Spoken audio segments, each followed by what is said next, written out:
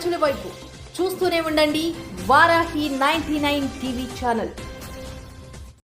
జగన్మోహన్ రెడ్డి ఆదేశాల మేరకు వైఎస్ఆర్ కాంగ్రెస్ పార్టీ యువజన విద్యార్థి విభాగాల ఆధ్వర్యంలో విశాఖపట్నం జీవీఎంసీ ఎదురుగా ఉన్న మహాత్మా గాంధీ విగ్రహం వద్ద ఎన్నికల హామీల అమలును ప్రశ్నిస్తున్న విద్యార్థి యువజన విభాగాల నాయకులపై వివిధ ప్రజా సంఘాల కార్యకర్తలపై ప్రభుత్వం అక్రమంగా బనాయిస్తున్న కేసులకు వ్యతిరేకంగా నిరసన కార్యక్రమం. ఇచ్చిన హామీలన్నింటినీ ఏ హామీని కూడా నెరవేర్చలేక ఎన్నికల్లో గెలిచిన మొదటి క్షణం నుంచి కూడా ముందుగా వైఎస్ఆర్ కాంగ్రెస్ పార్టీ శ్రేణులపై దాడులు చేయటం, మర్డర్లు చేయటం, హత్యాయత్నాలు చేయటం, ఈ విధంగా భయభ్రాంతులు గురి చేసి ఒక అరాచక పాలన సాగుతుండటంతో పాటు వారి అధికారంలోకి వచ్చిన తర్వాత ప్రజలు కానీ ఒక గౌరవప్రదమైన ప్రతిపక్ష పార్టీగా వైఎస్ఆర్ కాంగ్రెస్ పార్టీ కానీ వారికి ఒక సంవత్సర కాలం టైం ఇవ్వడం జరిగింది. సంవత్సర కాలం తర్వాత ఎన్నికలకు ముందు ఏదైతే అన్నిటికంటే కూడా ముఖ్యంగా ఈ రాష్ట్రంలో ఉన్న 40 లక్షల పైచీలకు నిరుద్యోగ యువతీ యువకులకి కూటమి ప్రభుత్వం అధికారంలోకి వచ్చిన వెంటనే 20 లక్షల ఉద్యోగాలు కల్పిస్తాం. 20 లక్షల ఉద్యోగాలు కల్పించే వరకు కూడా ప్రతి నెల ఆ నిరుద్యోగ యువతీ యువకులకి 3,000 రూపాయలు నిరుద్యోగ వృత్తి ఇస్తామని ఆ రోజు చంద్రబాబు నాయుడు గారు కానీ, జనసేన అధ్యక్షుడిగా ఉన్న పవన్ కళ్యాణ్ గారు కానీ, అయితే బీజేపీ నాయకులు కానీ ఎన్నికల ప్రసంగాల్లో ఊదరగొట్టడం జరిగింది. అదేవిధంగా సూపర్ 6 సంబంధించి సూపర్ 7 అని ఏదైతే 2019 నుంచి 2024 ఎన్నికల వరకు వైఎస్ఆర్ కాంగ్రెస్ పార్టీ ప్రభుత్వ ఆధ్వర్యంలో జగన్మోహన్ రెడ్డి గారు ఏదైతే సంక్షేమ కార్యక్రమం అమలు చేశారో, జగన్మోహన్ రెడ్డి గారు చేసిన ఏ సంక్షేమ కార్యక్రమాన్ని కూడా మేము ఆపం. జగన్మోహన్ రెడ్డి గారు చేసిన మేలుని మంచిని ప్రతి సంక్షేమ కార్యక్రమాన్ని అమలు చేస్తూ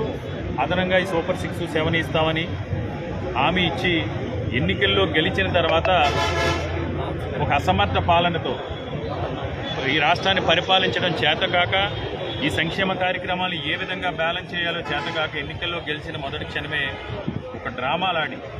ఒక డ్రామాటిక్గా, ఒక నాటకీయంగా ఎన్నికలకు ముందు జగన్మోహన్ రెడ్డి గారు 10 లక్షల కోట్ల అప్పులు చేశారు, 14 లక్షల కోట్ల అప్పులు చేశారు ప్రచారం చేసిన ఇదే పెద్ద మనుషులు ఎన్నికల్లో గెలిచిన వెంటనే ఖజానా ఖాళీగా ఉంది. అంటే ఎంత బాధ్యతారాహిత్యంగా మాట్లాడతారంటే అంత బాధ్యతారాహిత్యంగా మాట్లాడటంతో పాటు ఏదైనా సలహాలు సూచనలు ఉంటే చెవిలో చెప్పండి అని చెవిలో పువ్వులు పెట్టి ఈరోజు ప్రభుత్వాన్ని ప్రజల హక్కుల గురించి, ప్రజల విధుల గురించి, వారిచ్చిన హామీల గురించి, వారు చేస్తానన్న సంక్షేమ అభివృద్ధి కార్యక్రమాల గురించి ఎవరన్నా ప్రశ్నిస్తే వారి గొంతు నొక్కి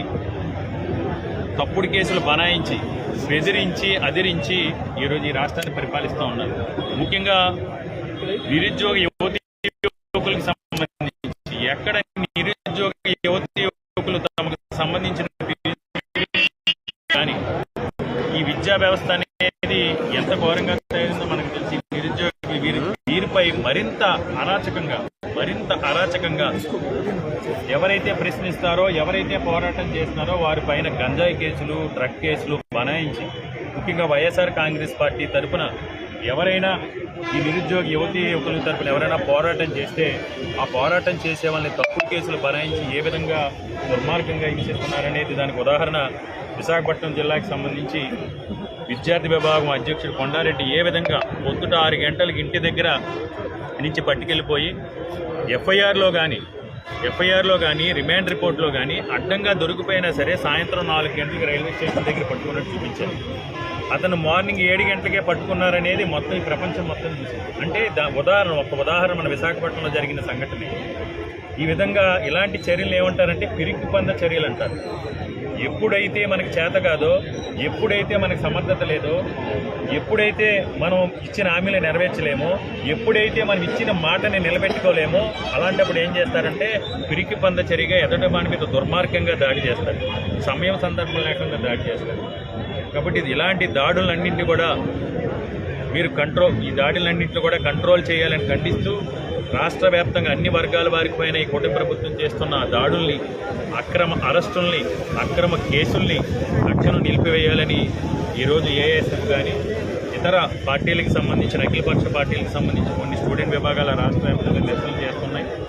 వారి పిలుపు మేరకు వారికి మద్దతు తెలుపుతూ ఈరోజు వైఎస్ఆర్ కాంగ్రెస్ పార్టీ తరఫున కూడా వైఎస్ఆర్ కాంగ్రెస్ పార్టీ యువజన విభాగం, వైఎస్ఆర్ కాంగ్రెస్ పార్టీ విద్యార్థి విభాగం ఆధ్వర్యంలో ఈరోజు వారికి మద్దతు తెలిపి నిరసన కార్యక్రమాన్ని మా జిల్లా యువజన విభాగం అధ్యక్షుడు ఉరుకూటి చందు, అదేవిధంగా రాష్ట్ర జనరల్ సెక్రటరీ మన దొడ్డి కిరణ్, అదేవిధంగా వర్కింగ్ ప్రెసిడెంట్ స్టేట్